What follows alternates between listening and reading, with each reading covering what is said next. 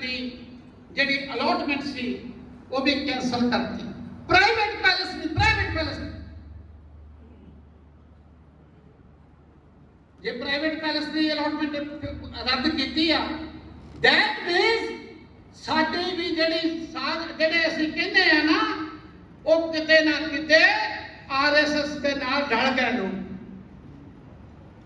नहीं तो एडी किहड़ी गल आ भी 4000 बंदा गया होवे तो उत्थे जिहड़ी सिक्योरिटी ला दिंदे किड्डी को उत्थे जिहड़ी जायदाद सी कब्जा कर लिया सी बंदूकां लेके संगत सी की इन्हां दी। पर ये जिहड़ियां गल्लां इन्हां ने कहियां मैं महाराज जी तुहानूं यकीन दिवाउणा कि तुसीं जिथे भी कहोगे असीं तैयार बैठे।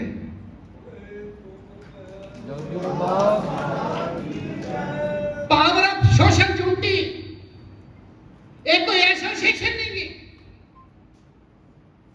एक कोई जथेबंदी नहीं, ये समाज है। पावर ऑफ सोशल ड्यूटी एक समाज है जिहदे विच सारे ही डिपार्टमेंट सारे पिंडां दे लोग और तुहाडे जिहड़े डेरे आ असीं उन्हां नूं भी विच शामिल कीता। इस करके दुख बहुत गल्लां दे हैगे आ पर संत रामदास जी लिखदा क्यों मुक्कड़ मार के बैठा है, क्यों मुक्कड़ मार के बैठा है, उठ दलित भरावा जज कर ला, कम तैनू करना पैना है चाहे गल कर ले चाहे अज कर ले। ये हुण तुसीं किस्मां की जानी आ कि कम अज तो शुरू करना जाके अगले साल फिर आपां इहो ही मेले लाउणे आ भी आपां इकट्ठे हो के मनाइए। मेरे को साडे बहुत सत्कारयोग साथी जरनैल सिंह जी बैठे मेरे को आए सी इथों बोल पे गए Jagtar Singh ji.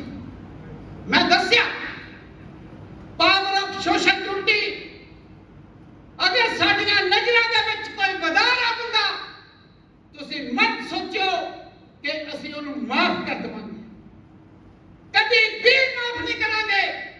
Power of social duty का सिद्धांत है भावें सारा पंजाब एक पासे हो जाए पर पावर ऑफ सोशल ड्यूटी सिद्धांत नहीं बेचूगी कभी। जेकर असीं अज मारे तुरे फिरदे तो इसका कारण यह होगा कि असीं गदारां नूं गदार नहीं कह रहे, सच ते नहीं चल रहे, सच ते चलना पैना। जेकर सच ते नहीं चलना तो फिर मेले ला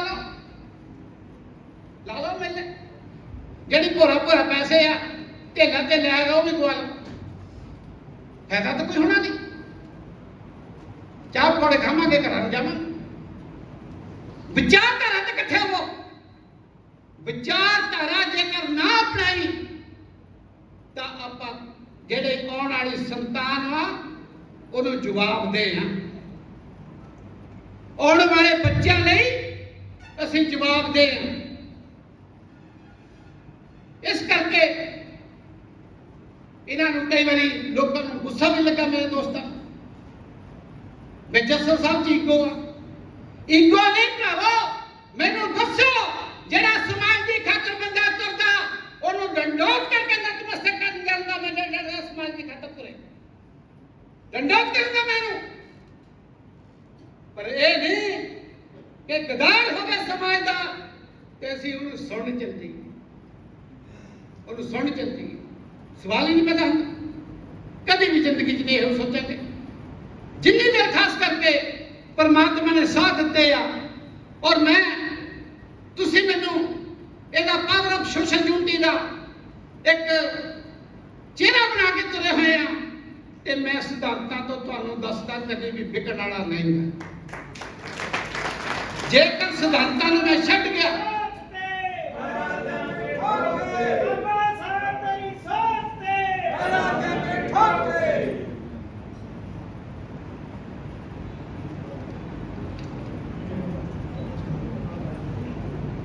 क्योंकि किहड़ी ऊंच नीच है जिहड़ी आपां गल्लां करदे हैं ये ऊंच नीच कोई नहीं, कख भी है नहीं।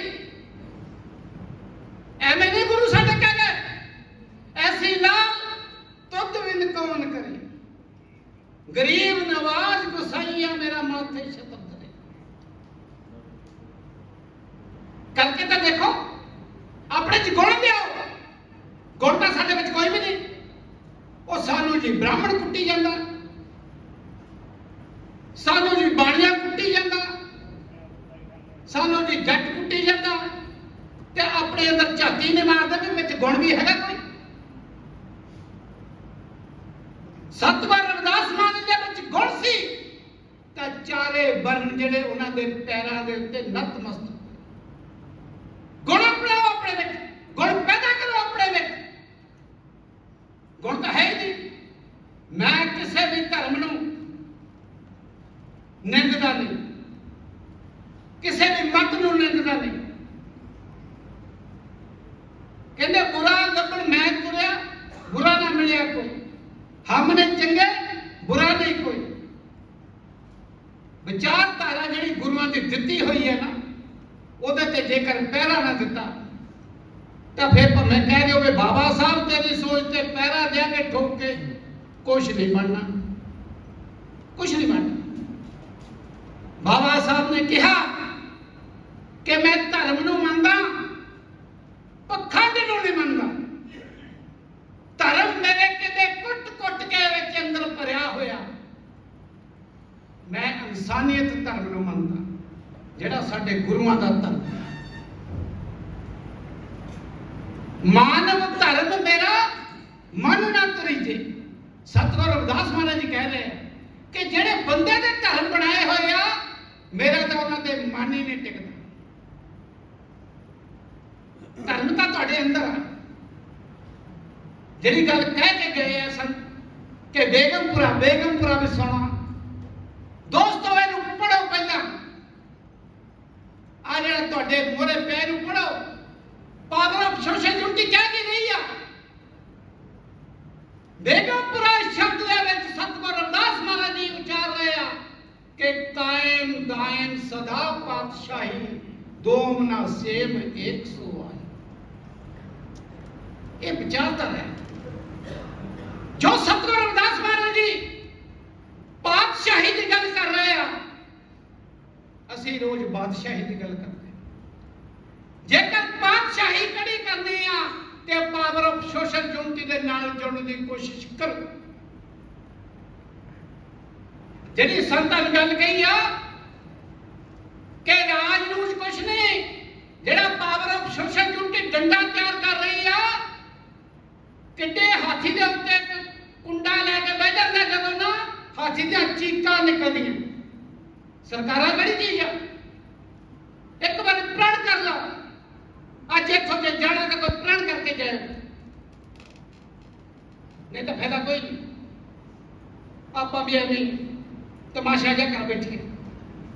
आए सी मेरे साथी, मैं उन्होंने कहा सी जिस दिन थोड़ा जिहा पावर ऑफ सोशल यूनिटी अगे हो गई तुहाडे भरावां दे सहयोग दे नाल, उस दिन बाबा साहब का प्रकाश दिहाड़ा इस तरीके नाल मनाया जाऊगा कि कश्मीर तो लेके कन्याकुमारी तक ह्यूमन चेन बना के सड़क ते खड़े हो। जेकर तुसीं अज तैयार आ ते मैं उदण भी तैयार सी, मैं उस दिन भी तैयार सी, पर नहीं।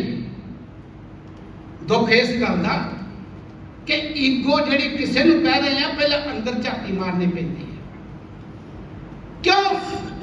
जिहड़ा असीं कहीए कि साडा धोखा हुंदा, सानू लुट लेंदे, सानू खो लेंदे, सानू कुੱਟਦੇ आ, सानू मारदे आ। अपने आप नूं जगाओ मित्रों, कोई नहीं मारदा।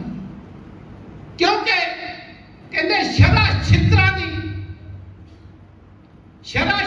दी मजहब डंडियां दा, जात जुत्ती दी है, जोरू दी है, ना कोई नीचे थे ना कोई ऊंचे थे, छुआ शात तेरी कमजोरी दी है। ना कोई ऊंचे थे ना कोई नीचे थे, छुआ शात तेरी कमजोरी दी है। बाबा साहब कमजोर से किथे भी छुआ शात,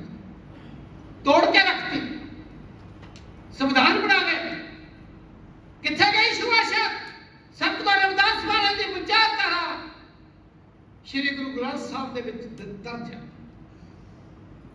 ਐਵੇਂ ਨਹੀਂ ਜੇ ਮਿੱਤਰੋ ਐਵੇਂ ਗੋਂਡੀ ਬਣਾਉਣਾ ਤੇ ਡਿਗਰੀਆਂ ਕਰਕੇ ਸੋਚੋ ਰਾਜ ਲੈਣਾ, ਨਹੀਂ ਇੱਦਾਂ ਰਾਜ ਨਹੀਂ ਲੱਭਦੇ। ਇਹ ਰੁਮਾਲ ਚੱਕਣ ਵਾਲੀ ਗੇਮ ਨਹੀਂ ਕਿ ਰੁਮਾਲ ਚੱਕ ਦੌੜੇ ਆਵਾਂਗੇ। ਇਹਨਾਂ ਨੇ ਕਿਸੇ ਨੇ ਬੰਦੇ ਨਹੀਂ ਬਣਨਾ, ਜਿਹਨੂੰ ਮਰਜ਼ੀ ਵੋਟਾਂ ਪਾ ਲਿਓ, ਪਰ ਤੁਸੀਂ ਪਾਵਰ ਆਫ ਸੋਸ਼ਲ ਯੂਨਿਟੀ ਨਾਲ ਜੁੜੋ। ਇਹ ਜਿੱਥੇ ਮਰਜ਼ੀ ਜਿੱਤ ਕੇ ਜਾਣ, ਇਹ ਪਿੱਛੇ ਨੂੰ ਦੇਖਿਆ ਕਰਨਗੇ ਕਿ ਡਾਂਗ ਤਾਂ ਨਹੀਂ ਫਰਕ ਲੱਗੀ ਸਾਡੇ, ਇਹੋ ਜਿਹਾ ਖੜਾ ਕਰ ਦੇਵਾਂਗੇ ਗੱਲਾਂ ਤੁਹਾਡਾ। ਹੁਣ ਤਾਂ ਇਹ ਯਾਰ 70 ਸਾਲ ਹੋ ਗਏ, ਉਹ ਵੋਟਾਂ ਪੈਂਦੀਆਂ ਜੀ, ਲੁੱਟੇਗਾ ਜੀ 5 ਸਾਲ ਮੁੜ ਕੇ ਕੋਈ ਨਹੀਂ ਪੁੱਛਦਾ, ਕੋਈ ਨਹੀਂ ਪੁੱਛਦਾ ਕਿਵੇਂ। ਪਰ ਸੱਚ ਕਹਿਣਾ ਔਖਾ। ਮੈਂ ਸ਼ੇਰ ਜਮਨੀ ਨੂੰ ਸੱਚ ਕਹਿਤਾ ਫਗਵਾੜੇ ਡੇਰੇ ਦੇ ਵਿੱਚ, ਉੱਥੇ ਮੈਨੇ ਗੁੱਸੇ ਹੋ ਗਏ, ਉਹ ਤੂੰ ਚੰਨੀ ਸਾਹਿਬ ਨੂੰ ਕਿਉਂ ਕਹਿਤਾ? ਤਾਂ ਪਾਵਰ ਆਫ ਸੋਸ਼ਲ ਯੂਨਿਟੀ ਕਹੀ ਇਹੋ ਰਹੀ ਆ ਕਿ ਭਾਵੇਂ ਸਰਕਾਰ ਤੁਹਾਡੀ ਆ ਜਾਵੇ, ਉਹਦਾ ਕੋਣ ਕੱਖ ਨਹੀਂ ਕਰਨਾ ਜਿੰਨੀ ਦੇਰ ਤੱਕ ਤੁਹਾਡਾ ਡੰਡਾ ਤਿਆਰ ਨਹੀਂ। ਆਈ ਸਰਕਾਰ ਹੋਇਆ ਕੀ ਉਲਟ ਹੋ ਗਿਆ। ਕਮਿਸ਼ਨ ਬਣਦੇ ਹੁੰਦੇ ਜਿਨ੍ਹਾਂ ਨੇ ਧੱਕਾ ਹੋਵੇ, ਉਹ ਕਮਿਸ਼ਨ ਸਾਡਾ ਜਿਹਨੂੰ ਕਹਿੰਦੇ ਸੀ ਸਾਡਾ ਬਣ ਗਿਆ, ਸਾਡਾ ਬਣ ਗਿਆ, ਉਹ ਕਮਿਸ਼ਨ ਦੂਜਿਆਂ ਦਾ ਖੜਾ ਕਰ ਗਿਆ ਵੀ ਇਹਨਾਂ ਨੂੰ ਸ਼ਡਿਊਲਡ ਕਾਸਟਾਂ ਦਾ ਬਹੁਤ ਖਤਰਾ ਹੈ, ਧੱਕੇ ਕਰਨ ਵਾਲਿਆਂ ਦਾ ਬਣਾ ਕੇ। ਤੇ ਫਿਰ ਮੈਂ ਕਹਿੰਦਾ ਨਾ ਵੀ ਆਪਣਾ ਕੋਈ ਨਹੀਂ, ਡਾਂਗ ਇੱਥੇ ਫੇਰਨੀ ਪੈਣੀ ਆ। ਡਾਂਗ ਫੇਰਨ ਲਈ ਮਿੱਤਰੋ ਆਪਾਂ ਨੂੰ ਤਿਆਰ ਹੋਣਾ ਪੈਣਾ, ਨਹੀਂ ਤਾਂ ਐਵੇਂ ਨਾਲੇ ਮਜਾਲੇ ਤਰੀ ਚ ਲੋਕ ਕੁਛ ਨਹੀਂ ਬਣਨਾ। ਸੰਤਾਂ ਨੂੰ ਮੈਂ ਅੱਜ ਬੇਨਤੀ ਕਰਨੀ ਹੈ, ਜਿੱਥੇ ਇਹਦੀ ਸਾਡੀ ਜ਼ਿੰਮੇਵਾਰੀ ਲਾਈ ਆ, ਉੱਥੇ ਮਹਾਰਾਜ ਜੀ ਤੁਹਾਨੂੰ ਵੀ ਮੈਂ ਤੁਹਾਡੇ ਚਰਨਾਂ 'ਚ ਬੇਨਤੀ ਕਰਨੀ ਹੈ। ਜਿੰਨਾ ਕੁ ਨਾਮ ਲਸ਼ਕਰ ਤੁਸੀਂ ਹਰਿਦੁਆਰ ਨੂੰ ਲੈ ਕੇ ਗਏ ਸੀ,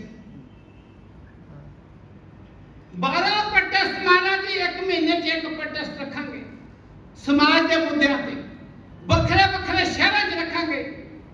ਇੰਨਾ ਕੁ ਨਾਮ ਲਸ਼ਕਰ ਤੁਸੀਂ ਪੰਜਾਬ 'ਚ ਭੇਜ ਦਿਓ, 13ਵੇਂ ਮਹੀਨੇ ਸਰਕਾਰ ਤੁਹਾਡੇ ਪੈਰਾਂ ਤੇ ਬਿਠਾ ਦੂ।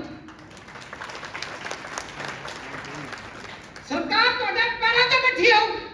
ਜਿਹੜਾ ਕਹਿੰਦੇ ਅਲਾਟਮੈਂਟ ਕੈਂਸਲ ਆ, ਉਹ ਸਭ ਮੁੱਦੇ ਕਰ ਦੇਵਾਂਗੇ। ਪਰ ਇਹ ਨਹੀਂ ਕਿ ਆਪਾਂ ਯਾਰ ਕਿੱਦਾਂ ਭੇਜੀਏ, ਭੇਜਣੀ ਪੈਣੀ ਤੁਹਾਨੂੰ। ਜੇ ਤੁਸੀਂ ਸਮਾਜ ਦਾ ਦੁੱਖ ਦਰਦ ਹੈ ਤਾਂ ਮੈਂ ਤੁਹਾਡੇ ਤੋਂ ਖੁਸ਼ ਬਹੁਤ ਹਾਂ।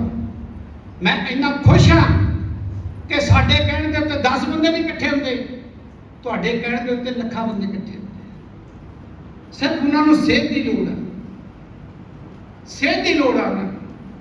ਮਾਸ ਇਕੱਠਾ ਕਰਨਾ, ਜਿਹੜਾ 10-10 ਰੁਪਏ ਦਾ ਫਾਰਮ ਅਸੀਂ ਤੁਹਾਨੂੰ ਮਹਾਰਾਜ ਜੀ ਦਿੱਤਾ ਸੀ, ਉਦੋਂ ਉਹ ਜਿਹੜਾ 10-10 ਰੁਪਏ ਦਾ ਫਾਰਮ ਆ, ਆਪਣੀਆਂ ਸੰਗਤਾਂ ਦੇ ਵਿੱਚ ਕਹਿ ਦਿਓ, ਇਹਦੀ ਮੁਹਿੰਮ ਛੇੜ ਦਿਓ।